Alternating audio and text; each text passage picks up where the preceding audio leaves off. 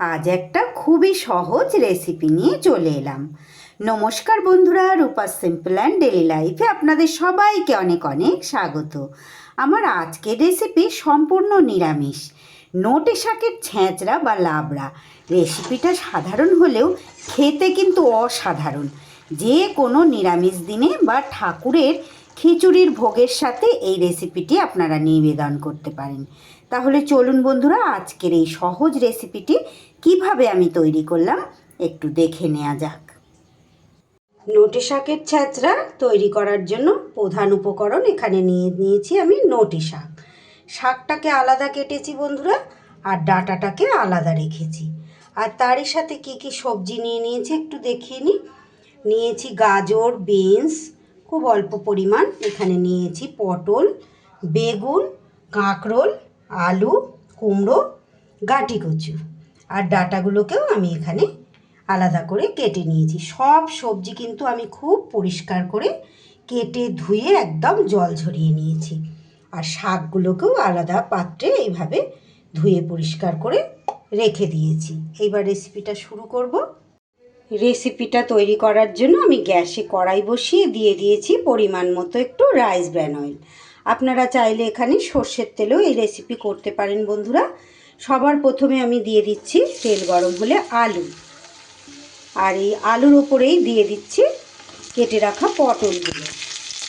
আলু আর পটল একটু বেশি সময় লাগে ভাজতে, তাই আলু আর পটলটা সবার প্রথমে আমি দিলাম। আলু আর পটলটা একটু সময় নাড়াচাড়া করে নিই। তারপরে আমি এর ওপরে দিয়ে দেব গাঁটি কচু। আমি এখানে আমার পছন্দ মতো সব সবজিগুলো নিয়েছি বন্ধুরা। আপনারা চাইলে আপনাদের পছন্দ মতো সবজি এখানে নিতে পারেন। কিছু সবজি এর মধ্যে থেকে বাদও দিতে পারেন, আবার কিছু নতুন সবজি আপনাদের মতো করে আপনারা অ্যাডও করতে পারেন। তবে আমার অনুরোধে মিষ্টি কুমড়োটা অবশ্যই এর মধ্যে রাখবেন। গাঁটি কচুটাও কয়েক সেকেন্ড নাড়াচাড়া করে নিই। এবার আমি দিয়ে দেব কেটে রাখা কাঁকরোলগুলো।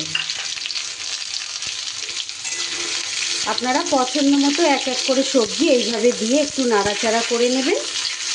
সব একসঙ্গে না দিয়ে একটু, যেটা আগে দেওয়ার কথা একটু আগে দিয়ে এইভাবে সবজিগুলো একটু ভেজে নেবেন। আমার চ্যানেলে নিত্য নতুন রেসিপি পেতে প্লিজ বন্ধুরা আমার চ্যানেলটাকে সাবস্ক্রাইব করুন। পাশে থাকা বেল আইকনটা অল করে রাখুন, যাতে যে কোনো রকম নিত্য নতুন ভিডিও আপলোড করলে সাথে সাথে আপনাদের কাছে নোটিফিকেশান পৌঁছে যায়, আর আপনারা আপনাদের সুবিধা মতো দেখে নিতে পারেন। পাশে থাকা বেল আইকনটা অবশ্যই মনে করে অল করে দেবেন। এবার দিয়ে দিলাম মিষ্টি কুমড়োগুলো। আমার আজকের রেসিপি যদি আপনাদের ভালো লাগে, ভিডিওর শেষে একটা লাইক আর ছোট্ট একটা কমেন্ট করে জানিয়ে যেতে ভুলবেন না। এইবারে দিয়ে দিচ্ছি বিনস আর গাজর।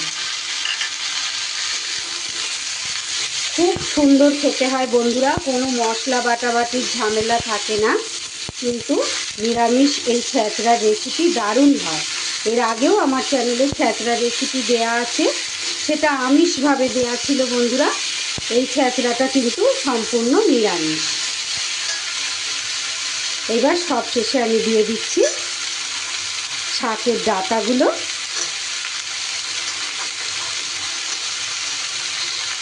আর তারই সাথে দিয়ে দেবো আমি কেটে রাখা বেগুনগুলো।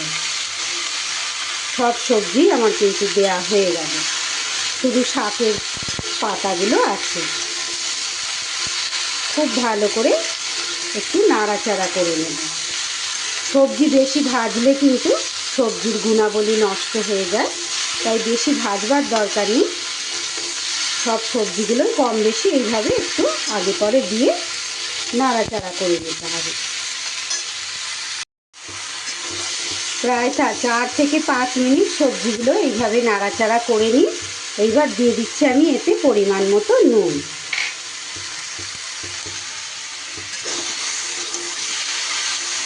নুনটা দিলেই এইবার সবজি থেকে জল বেরোতে শুরু করবে।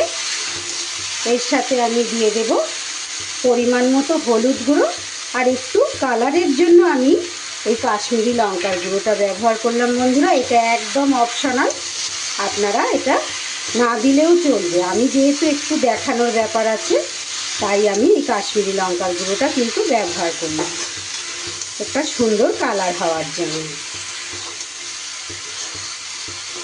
আর ঝালের জন্য আমি ব্যবহার করব এখানে কাঁচা লঙ্কা। আমার প্রয়োজন মতো আমি দিয়েছি, তবে এই রেসিপিতে বেশি ঝাল কিন্তু ভালো লাগে না। একটু কাঁচা লঙ্কা কুচি করে রেখেছিলাম, সেটা দিয়ে দিলাম।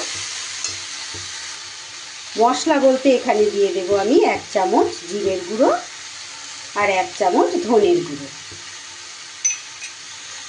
এবার সব কিছু একটু ভালো করে নেড়ে নেব। তার আগে খুব সামান্য পরিমাণ একটু জল দিয়ে দিলাম, গুঁড়ো মশলাটা আছে একটু কষিয়ে নেওয়ার জন্য।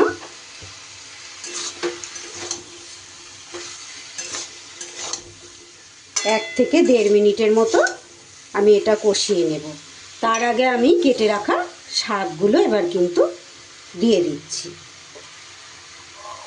এই শাকটা কিন্তু এই সময় প্রচুর পরিমাণে পাওয়া যায় বন্ধুরা, আর এর স্বাদ কিন্তু খুব ভালো লাগে খেতে। অবশ্যই আপনারা একবার ট্রাই করবেন এই ছ্যাঁচড়া রেসিপিটা, দেখবেন খুব ভালো লাগে। যে কোনো ভোগের জন্য কিন্তু একটা পারফেক্ট রেসিপি এটা। বাড়িতে তো আমাদের নিত্য এটা ওটা সব রকম পুজো আশ্রা লেগেই থাকে, তাই যে কোনো ভোগের, এটা খিচুড়ির মধ্যে, খিচুড়ি ভোগের খুব ভালো একটা রেসিপি।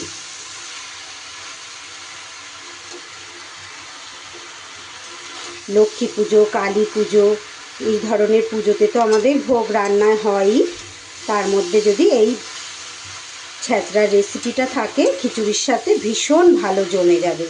আর যে কোনো দিন আপনারা ভাতের সাথে বা রুটির সাথেও কিন্তু এটা খেতে ভালো লাগবে। নিরামিষ দিনে আপনারা বানিয়ে নিতে পারেন।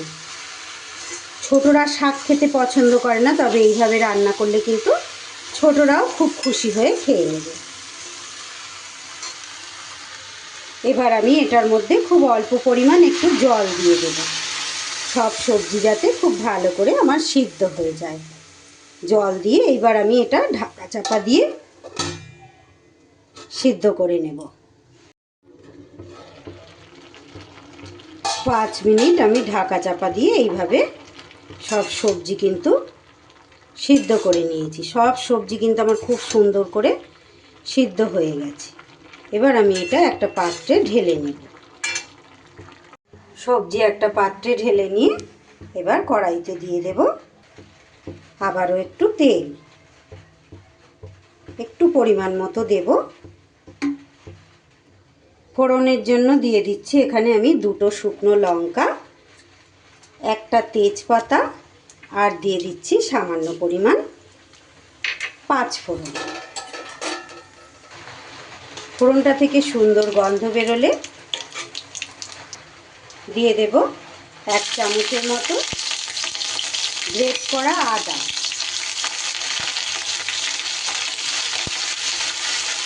এইভাবে আদাটা দিলে কিন্তু খুব সুন্দর একটা ফ্লেভার হবে ছ্যাঁচড়া রেসিপির মধ্যে, খুব সুন্দর কিন্তু খেতে লাগবে। এবার আমি এর মধ্যে সবজিটা দিয়ে দেব।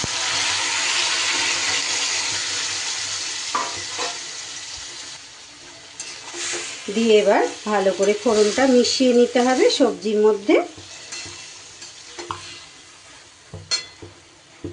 এইবার আমি যেটা দেব বন্ধুরা, ভাজা জিরের গুঁড়ো। অবশ্যই এই জিরে ভাজার গুঁড়োটা দেবেন, দেখবেন রেসিপি কিন্তু দারুণ সুন্দর হবে খেতে। খুব সুন্দর এই আদা আর এই যে ভাজা জিরের গুঁড়োটাতে এত সুন্দর ফ্লেভার হবে এই ছ্যাঁচড়ার মধ্যে, যে নিরামিষ রেসিপি আপনাদের মনেই হবে না, খুব সুন্দর খেতে লাগবে। খুব ভালো করে আমি মিশিয়ে দেব। আমি এখানে 1 টেবিল চামচের মতো কিন্তু জিরের গুঁড়ো ব্যবহার করেছি। এখানে আমি দিয়ে দিলাম এবার একটু চিনি। এটাও আপনাদের অপছন্দ হলে চিনিটা আপনারা স্কিপ করে যাবেন। তবে এই ধরনের রেসিপি কিন্তু একটু ঝাল ঝাল আর মিষ্টি মিষ্টি ভালো লাগে, তাই আমি এখানে চিনিটা অ্যাড করলাম। আর এই একটাই কারণে কিন্তু কুমড়োটাও আপনাদের অবশ্যই দিতে বলেছি। মিষ্টি কুমড়োটা দিলেও কিন্তু, চিনি যদি না দিতে চান কোনো অসুবিধা নেই, সেক্ষেত্রেও কিন্তু বেশ মিষ্টি মিষ্টি খেতে লাগবে। এবার এটাকে আরও 2 থেকে 3 মিনিট আমি খুব ভালো করে ঢাকা চাপা দিয়ে কুক করে নেব।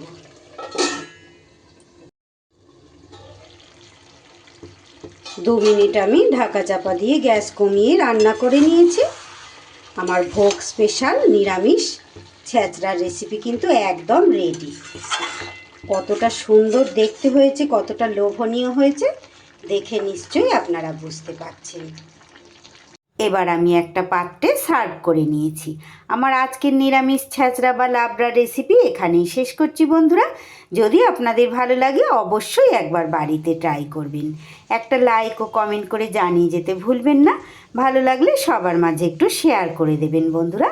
সবাই খুব ভালো থাকবেন, সুস্থ থাকবেন। সবাইকে অসংখ্য ধন্যবাদ।